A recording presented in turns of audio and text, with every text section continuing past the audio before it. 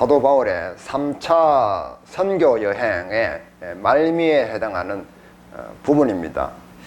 이 에베소 지역은 굉장히 무역이 활발한 고대 도시였어요. 그렇기 때문에 물질적으로 굉장히 풍요롭고 또 이 교통의 요충지였습니다. 그래서 이 사도 바울은 이 에베소에다가 교두보의 역할을 하는 교회를 세우려고 굉장히 애를 썼어요. 그래서 2차 선교 여행 때에도 잠깐 들렸습니다. 들렸다가 3차 이 여행 때 여기에 거의 3년 가까이 집중을 하면서 교회를 세우고 또 든든히 했던 겁니다. 그 교회 이 장로들을 불러서 뭔가 충고를 하고 싶어 한 내용입니다. 이 에베소 지역에는 지난 시간에 알아본 바와 같이 이 아데미 여신이라는 이 큰 신상이 있었고 또 우상이 굉장히 만연한 그런 도시였습니다. 왜냐하면 물질적인 이제 풍요가 있었기 때문에 당연히 그랬겠죠. 이 아데미 여신을 영어식으로 바꾸면 다이아나입니다. 다이아나. 그래서 여자 이름들 중에 다이아나라는 이름들도 있죠. 그래서 사람들이 아주 이 아름다운 여신을 숭배를 했습니다. 그런데 이 여신을 숭배하는 것이 그 당시 교회에 왜 치명적이었냐면 이 여신의 신전에는 여자 사제들이 있었어요. 거기서 봉사하고 섬기는 그 여사제들이 성매매를 했습니다. 그래서 남자들이 이 신전에 들어가서 이 아데미 여신을 제사를 드리고 난 뒤에는 꼭 의뢰의 그 여사제들과 성행위를 하는 거예요. 그게 일상이었습니다. 그렇기 때문에 이 교회에서는 기독교에서는 그것을 금지하잖아요. 그런데 그 공동체에서는 그런 게 일상이었기 때문에 거기서 탈퇴를 해서 그런 습관을 떠나서 산다는 것은 자기들 경제 생활에 굉장한 타격이 될 수 있는 그런 상황이었습니다. 그런데도 불구하고 사도 바울은 그 지역에 하나님의 복음의 씨를 뿌렸습니다. 그리고 그것을 굉장히 중요하게 생각해서 다른 지역보다 훨씬 더 기간을 투자를 해서 그 교회를 세우고 또 그 교회가 중요한 역할을 하도록 했던 것이죠. 자, 그런데 이 바울은 이 에베소에 이렇게 열정을 쏟았는데 이 교회가 앞으로 어떻게 될 것인가에 대해서 걱정을 했습니다. 그리고 자기가 다시는 이곳에 돌아올 수 없다는 그런 느낌을 받았어요. 여기에 다시 돌아올 수 없기 때문에 내가 무언가 조치를 하고 싶다는 마음을 가지게 되었고, 그 마음을 가지게 된 이유는 뭐냐면 자기 목숨이 이제 더 이상 평화롭지 못하다는 그런 직감을 가지게 되어서 그런 것이었습니다. 그래서 이 밀레도라는 지역에서 이 에베소 장로들을 불러가지고, 장로들이라면 교회 어른들을 얘기하죠. 그분들을 불러서 단단히 당부를 하는 겁니다. 그 당부한 내용에 대해서 오늘 좀 살펴보고요. 그 당부를 어떤 사람이 해야 되는지에 대해서 조금 알아보려고 합니다. 그런데 우리가 이 성경에 들어가기 전에 가장 먼저 눈여겨보고 싶은 것이 무엇이냐면 18절 한번 보겠습니다. 중간부터 보겠습니다. 내가 항상 여러분 가운데서 어떻게 행하였는지를 여러분도 아는 바니 라고 얘기하죠. 그 첫 단어, 여러분이 아는 바의 첫 단어가 무엇입니까? 곧 모든 겸손과 눈물이며 이렇게 되어 있죠. 곧 모든 겸손과 눈물. 여기에 제일 먼저 우리는 초점을 맞춰볼 필요가 있다고 생각을 합니다. 누군가를 훈계하거나 충고한다는 것은 굉장히 어려운 일입니다. 그렇죠? 왜냐하면 자격이 있어야 되기 때문입니다. 섣불리 할 수 있는 일이 아닙니다. 아무나 할 수 있지만 누구나 할 수 있는 그런 성격의 것이 아니다라는 거죠. 바울은 이 에베소 장로들에게 자기의 충고를 하기 이전에 먼저 내가 그런 자격이 있음을 분명히 제시를 합니다. 그리고 그 근거를 제시를 하는 거예요. 그래서 너희들도 아는 바니, 저 밑에도 보면은 저 밑에도 보세요. 34절에도 보면은 뭐라고 시작해요? 여러분이 아는 바와 같이, 반복해서 그 내용을 이야기하는데 여러분이 아는 바와 같이 두 번을 이야기하죠. 성경에서 두 번을 이야기한다는 것은 강조를 뜻합니다. very very 이런 뜻이죠. 그래서 이 장로들에게 내가 당신들에게 충고를 할 것인데 지금 그 충고를 할 자격이 나는 있지 않습니까? 라는 이야기를 먼저 하고 있습니다. 그래야지 말을 듣죠. 이 겸손, 모든 겸손이라는 이 첫 구문에 우리는 좀 초점을 맞춰야 되는데요. 근데 저는 겸손보다는 모든이라는 단어에 더 크게 초점을 맞춰야 된다고 생각합니다. 자, 우리는 겸손할 수는 있어요. 그런데 어느 때는 겸손할 수 있죠. 그런데 어느 때는 겸손하지 않는단 말이에요. 그런데 사도 바울은 모든 겸손과 그렇게 했어요. 항상 어떤 일을 하든지 간에 always 험벌했단 말이에요. 겸손했단 말이에요. 그것이 사도 바울의 당위성이었습니다. 명분이었습니다. 항상 겸손했어요. 자, 31절 보겠습니다. 31절. 3년이나 밤낮 쉬지 않고 눈물로 각 사람을 훈계를 했습니다. 훈계를 할 때 항상 겸손하게 했습니다. 33절 보세요. 내가 아무의 은이나 금이나 의복을 탐하지 아니하였고 자기 자신의 경제적인 생활을 굉장히 청렴하게 겸손하게 했습니다. 다른 사람들에게 뭘 바라거나 대접받는 것을 절개하지 않았습니다. 그리고 34절 보십시오. 여러분이 아는 바와 같이 이 손으로 나와 내 동행들이 쓰는 것을 충당하여, 바울은 스스로 자기가 돈을 벌어서 자기가 필요한 것들에 대해서 비용을 지출했고 또 성도들을 도우는 일까지 했습니다. 사람들의 것을 탐하거나 이득을 취하려고 하지 않았습니다.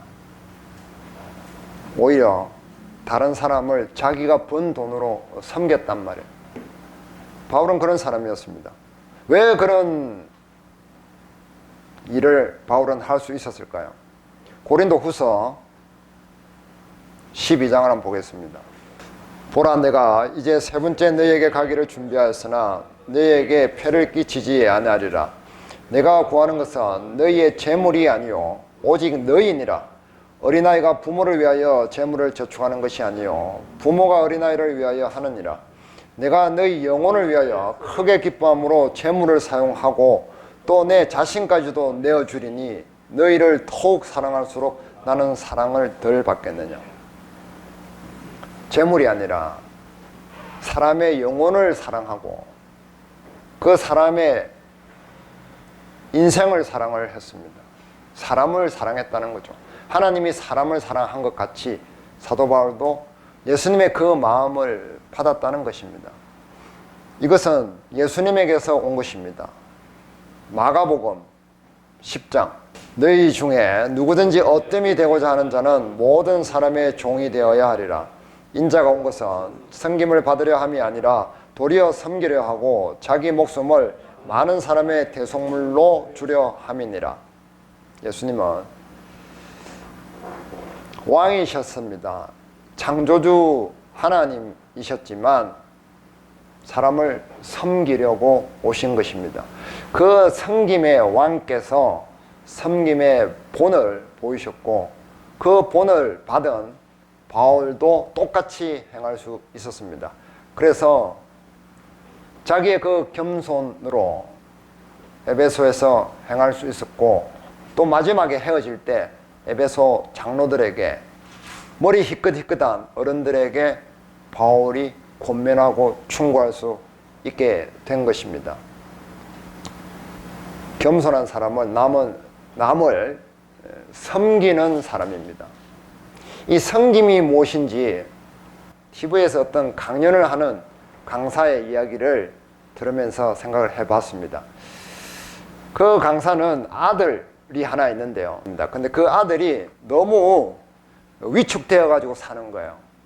그래서 너무 위축되어 가지고 공부도 못하고 운동도 못하고 뭐 하나 잘하는 게 없어요. 그래서 늘 집에 들어와서 가족들과 밥 먹는 것도 힘들어하는 거예요. 아버지 눈치 보고 엄마 눈치 보고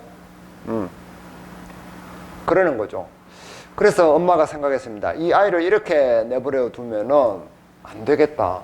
이 아이를 살려야 되겠다 라고 생각을 해서 한 가지 일을 결단해서 실행을 합니다. 그것이 무엇이냐면, 이 아이가 밖에서 내 친구들과 어울리다가 또 PC방 다니다가 하면서 새벽 2시나 3시 되면은 문을 빼꼼 열고 조용히 고양이처럼 들어오는 거예요.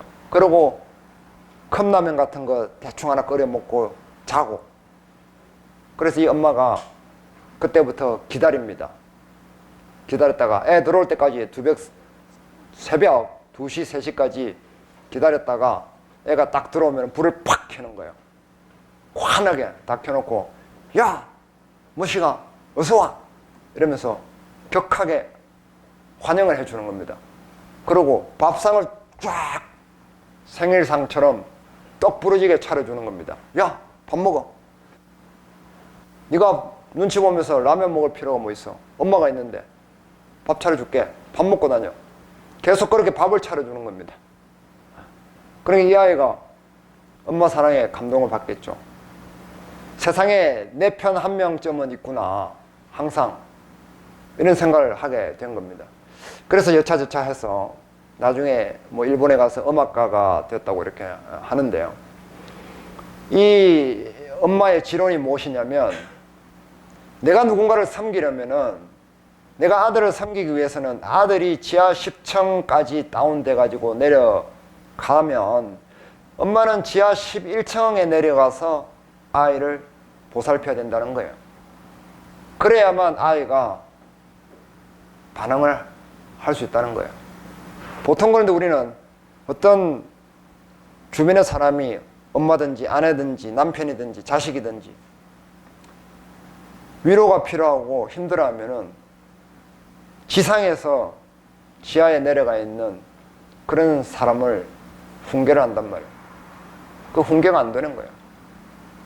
섬기지 않는 훈계는 훈계로 통할 수가 없게 되는 겁니다.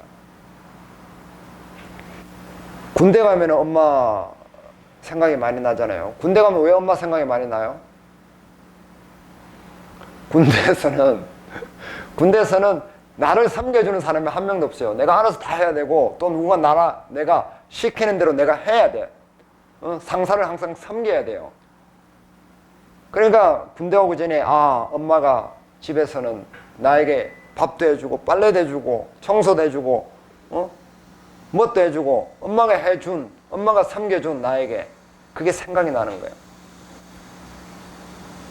그래서 군대 가면은 엄마가 그리운 겁니다. 옛날 뽀빠이 이상형의 우정의 무대를 했는데 그 프로가 40% 이상 시청률을 찍었다는 거잖아요. 그런데 그 프로를 처음 만들었을 때 이건 망할 거다. 대부분 그렇게 평론가들이 예상을 했대요. 뭐 군대 이야기를 한다고? 그건 뭐 누구나 보겠어?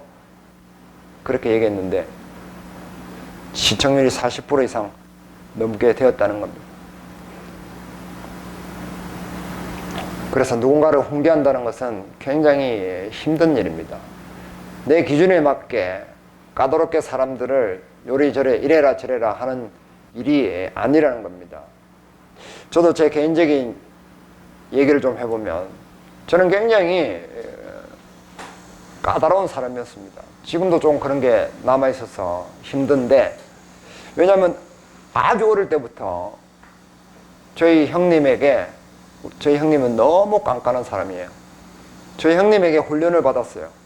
그래서 밭에 가서 풀을 베더라도 딱 센치가 정해져 있어요. 그 센치 안에 풀을 베지 않으면 벌을 받습니다. 매를 맞습니다. 그리고 청소를 한다. 그 청소한 반경 안에 먼지가 하나라도 있으면 안 돼요. 그리고 어떤 일을 시켰는데 그것이 마음에 들지 않으면 항상 혼났어요. 그렇기 때문에 그런 깐깐한 형님 밑에서 오랜 유년기, 아동기를 보냈기 때문에, 청소년기를 보냈기 때문에 그것이 습관적으로 나에게 습득이 되어버렸습니다. 그러니까 계속해서 저도 다른 사람을 볼 때 깐깐하게 대하는 거예요. 그게 정상인 줄 알았던 거죠. 교회 생활을 하면서도 그렇게 사람들을 대했어요. 그게 정상인 줄 알고 잘하는 건 줄 알았단 말이에요. 그런데 어느 순간 40대가 넘어가다 보니까 주변의 사람들이 힘들어 한다는 것을 알았습니다. 그리고 주변의 사람들이 저를 멀리 한다는 것을 알았습니다. 그때부터 제가 느꼈던 마음은 내가 예수님과 또는 예수님의 제자들과 같은 사람들과 멀리 있다는 것을 알았습니다. 그 사람들과 다르다는 것을 깨달았다는 말입니다. 그때부터 다시 신앙생활을 시작을 했습니다. 그러나 사도 바울은 그러지 않았죠. 모든 사람을 항상 섬기는 그런 겸손한 행동을 하는 사람이었습니다. 그래서 에베소 장로들에게 충고를 할 그런 자격이 있는 사람이었습니다. 충고에는 이 자격이 필요합니다.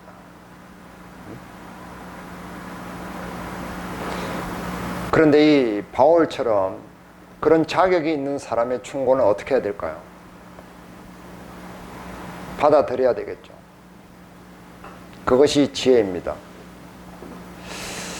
자, 이 바울의 충고를 들은 이 에베소 장로들은 어떤 행보를 가져갔을까요? 자, 요한계시록 보겠습니다. 요한계시록. 내가 내 행위와 수고와 내 인내를 알고 또 악한 자들을 용납하지 아니한 것과 사칭 사도라 하되 아닌 자들을 시험하여 그의 거짓된 것을 내가 드러낸 것과 또 내가 참고 내 이름을 위하여 견디고 게으르지 아니한 것을 아노라. 그러나 너를 책망할 것이 있나니 너의 처음 사랑을 버렸느니라. 바울이 예상한 대로 그런 일들이 일어나고 말았습니다. 거짓 교사나 가르치는 자들이 교회를 속된 말로 말아먹으려고 시도를 했습니다. 그런데 다행히 그런 거짓 교리를 걸러내는 데는 성공을 했습니다. 그런데 서로 겸손하게 사랑하는 데는 실패를 했습니다. 교회가 딱딱해져 버린 거죠. 20장 본문으로 돌아가겠습니다. 여러분은 자기를 위하여 또는 온 양떼를 위하여, 교회를 위하여 이 말이죠. 삼가라 라고 하죠. 삼가라. 이것이 사도 바울이 이 에베소 장로들에게 했던 교훈의 핵심 단어입니다. 삼가라. 프로세코라고 하는데 프로세코 합치면 요 뒤에 에코라는 그 단어가 어건입니다. 이 에코. 이 무슨 뜻이냐면은 가지고 있다, 잉태하다 라는 뜻이고, 이 세코는 무슨 뜻이냐면은 살펴라 이런 뜻이에요. 네가 가지고 있는 것을 살펴라, 잘 들여다봐라 이 말이에요. 뭘 가지고 있단 말이에요. 이게 사도 바울이 에베소 장로들에게 했던 이 충고의 핵심 단어란 말이에요. 사람의 마음의 교만은 멸망의 선봉이요 겸손은 존귀의 길잡이니라. 자, 겸손의 반대말이 나옵니다. 뭐죠? 교만입니다. 우리 마음속에 들어있는 것이 욕심으로 가득 찬 교만이라는 거죠. 이 교만한 마음을 살피라는 거예요. 거기에서 올라오는 모든 욕심, 파생되는 것들, 그 근본 뿌리가 뭐냐? 교만이다 이거야. 네가 똑똑하다. 나는 똑똑한 사람이다. 사람이 가장 교만한 상태에서 하는 말이 뭔 줄 알아요? 나하고는 상관이 없다입니다. It's not my business. 사람들이 하루에도 엄청난 사람들이 죽잖아요. 그런데 나는 안 죽을 거라고 생각하죠.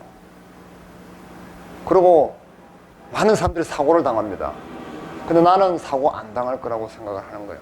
많은 사람들이 사업에 실패를 합니다. 똑같은 자리에 실패를 하죠. 그런데 나는 저 자리에 들어가면 실패 안 할 거라고 생각을 하죠. 나는 예외로 한다는 거예요. 이게 사람의 가장 헛똑똑입니다. 사람은 나는 망하지 않을 거라고 생각합니다. 나는 불행해지지 않을 거라고 생각하죠.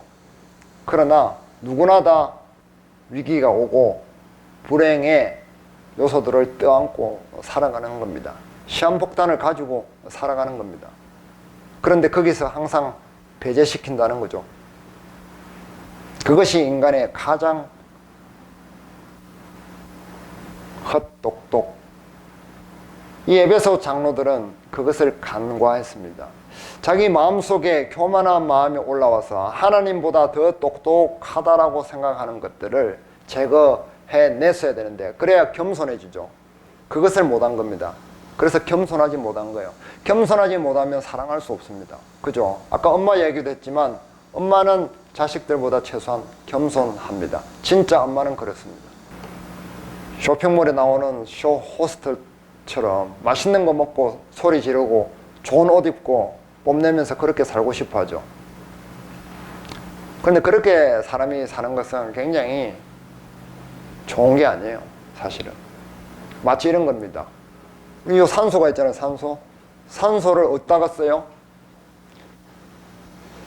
산소를 사용하는 데는 여러 가지가 있죠. 그런데 내가 이 생명 부지하는 데만 산소를 쓰는 거예요. 그런 것과 같은 겁니다. 어떤 사람은 산소를 들여 마셔서 아름다운 노래를 부릅니다. 어떤 사람은 산소를 들여 마셔서 악기를 연주하기도 합니다.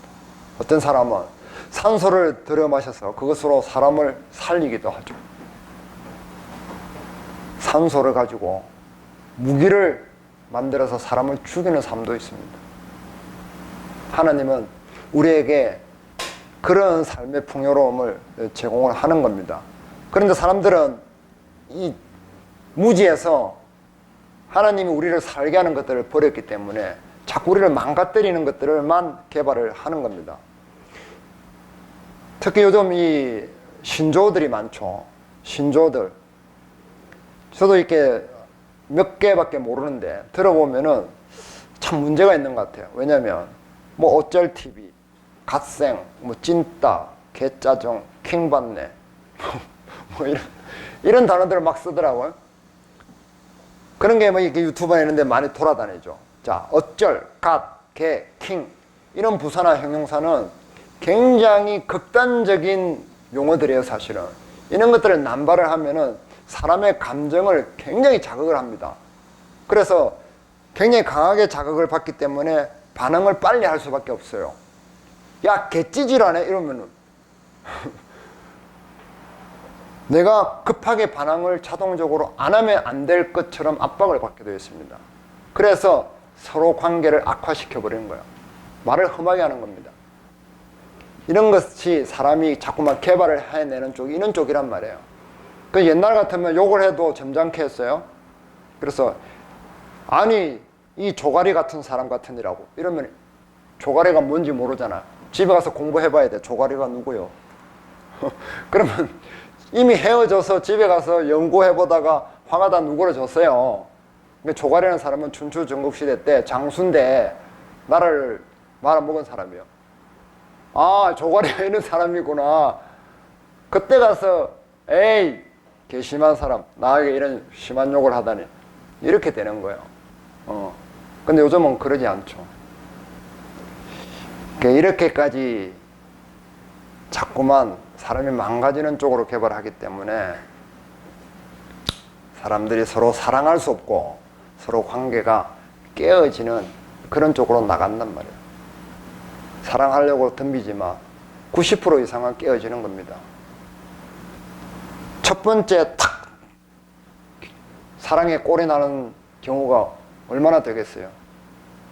사랑을 사람들은 알아서 하는 것이 아니라 사랑을 받고 싶어서 만나고 사귀고 결혼하는 거예요. 사실 진짜 사랑은 그때부터 배워야 되는 거예요. 그런데 다 안다고 착각을 해버리는 거예요. 하나님은 신구를 통해서 이렇게 말씀하시는 거예요. 사랑을 몰라요. 왜냐하면 하나님이 사랑이신데 하나님에 대해서 모르면 사랑을 알 수가 있겠냐 이 말이에요. 알 수가 없는 거죠. 하나님은 사랑이시고 하나님을 아는 만큼 사랑할 수 있게 되는 겁니다. 내가 남편과 아내와 가깝다는 것은 하나님과 그만큼 가까우면 가까워질 수 있습니다. 하나님과 멀면은 멀어집니다. 실제로 그렇습니다. 그래서 이 하나님의 말씀, 에베소 장로들에게 했던 바울의 그런 충고를 에베소 장로들이 겸손한 마음으로 받아들였더라면 좋았을 걸 하는 마음이 드는 것처럼 우리도 하나님의 말씀에 그런 충고를 겸손하게 받아들여야 되는 겁니다. 왜냐하면 참된 충고이기 때문에 그렇습니다. 이 참된 충고는 사랑의 본질적인 문제를 다루고 있어요. 사랑의 본질에 대해서 알 수 있는 유일한 길이기 때문에 그렇습니다. 유일한 방법이기 때문에 그렇습니다. 그 첫 단추가 사실은 회개가 되는 겁니다. 회개하고 예수 그리스도에 대한 믿음, 이런 것이 이제 따라와야 되는 거죠. 그래서 사도 바울이 전했던 하나님 말씀의 핵심이 그것인 겁니다.